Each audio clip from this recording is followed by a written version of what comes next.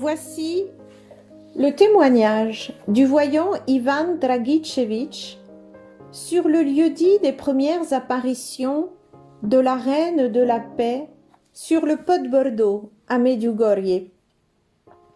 Il est 7 heures du matin et dès 6 heures, le voyant Ivan a grimpé la colline que l'on appelle désormais la colline des apparitions avec les pèlerins, tout en méditant les mystères joyeux du rosaire. Ivan Dragičević avait 16 ans à l'époque des premières apparitions en juin 1981. Depuis le 24 juin 1981, jour de la première apparition, Ivan a des apparitions quotidiennes de la Reine de la Paix.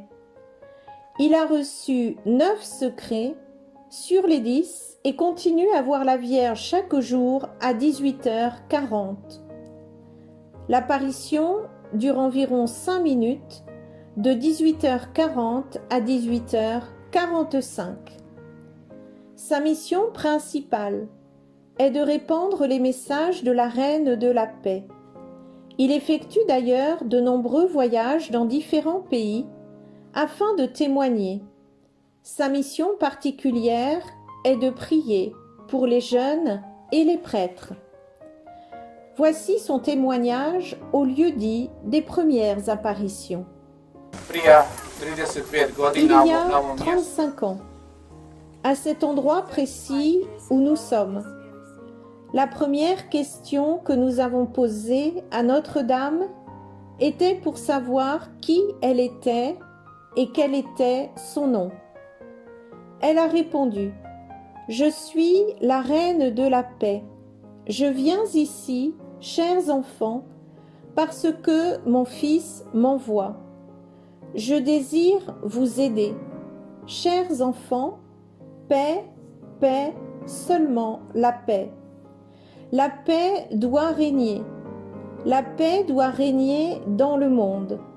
Chers enfants, la paix doit régner entre Dieu et les hommes et entre les hommes. Chers enfants, ce monde et cette humanité sont en grand danger et sur le point de s'auto-détruire. Ce furent les premières paroles, le premier message que Notre-Dame a donné à travers nous au monde entier. Avec ces paroles, nous comprenons quel est le plus grand désir de Notre-Dame, la paix.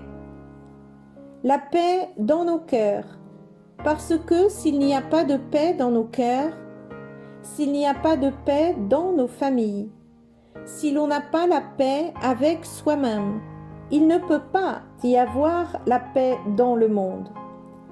Ce sont les paroles de Notre-Dame.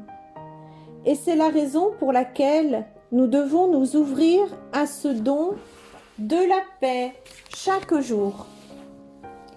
Nous devons prier pour ce don de la paix. Chaque jour, nous devons prier. Chaque jour, nous devons être persévérants dans la prière. Nous vivons dans un monde agité. Il y a tant de guerres, tant d'agitation.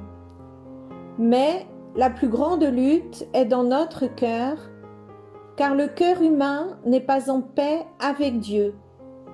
Il n'est pas en paix avec les autres et il n'est pas capable de s'ouvrir à la paix. C'est la raison pour laquelle il est important de prier pour la paix, de prier pour tous ceux qui œuvrent pour la paix dans ce monde. Et d'une manière spéciale, Notre-Dame nous appelle à renouveler la prière dans nos familles.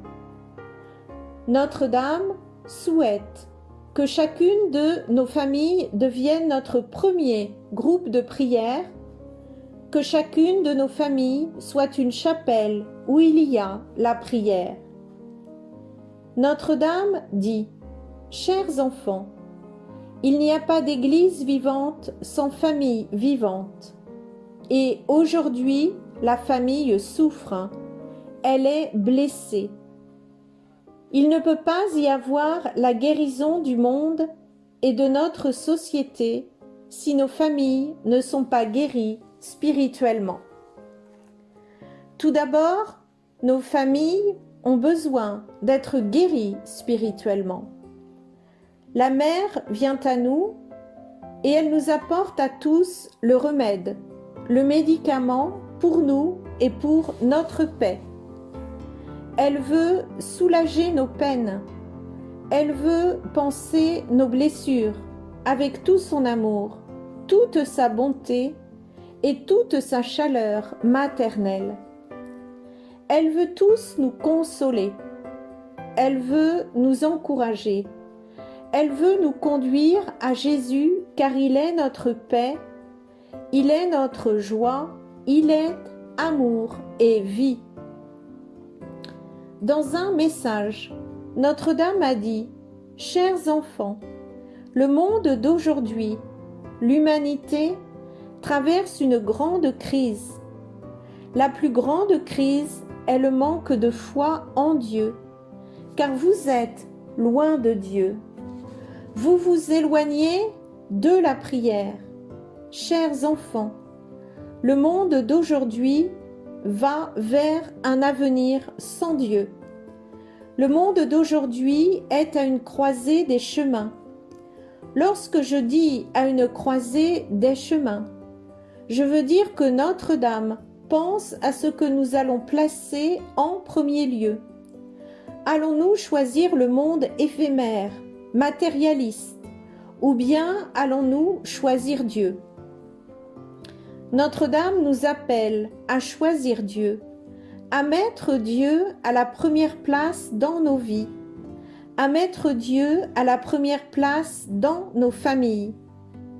D'une façon spéciale, je voudrais insister sur le fait que de nos jours, les familles devraient prier davantage ensemble, car dans nos familles, nous n'avons plus de temps les uns pour les autres.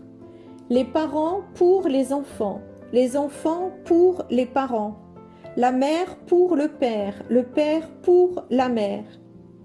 Il n'y a plus d'amour dans les familles. Il n'y a pas d'unité, il n'y a pas de fidélité dans le mariage. Notre-Dame nous invite à prier, de telle sorte que nous prions avec le cœur. C'est ce à quoi Notre-Dame nous invite d'une manière spéciale. Et de cette façon, nous grandissons en sainteté. Notre-Dame nous invite à prier dans les familles, afin qu'elles grandissent en sainteté. Notre-Dame n'est pas venue pour nous punir ou pour instaurer en nous la peur. Notre-Dame n'est pas venue pour nous parler de la fin du monde ou de la seconde venue de Jésus. Elle vient à nous comme la mère de l'espérance, car elle veut apporter l'espérance au monde d'aujourd'hui fatigué et qui vit sans espoir.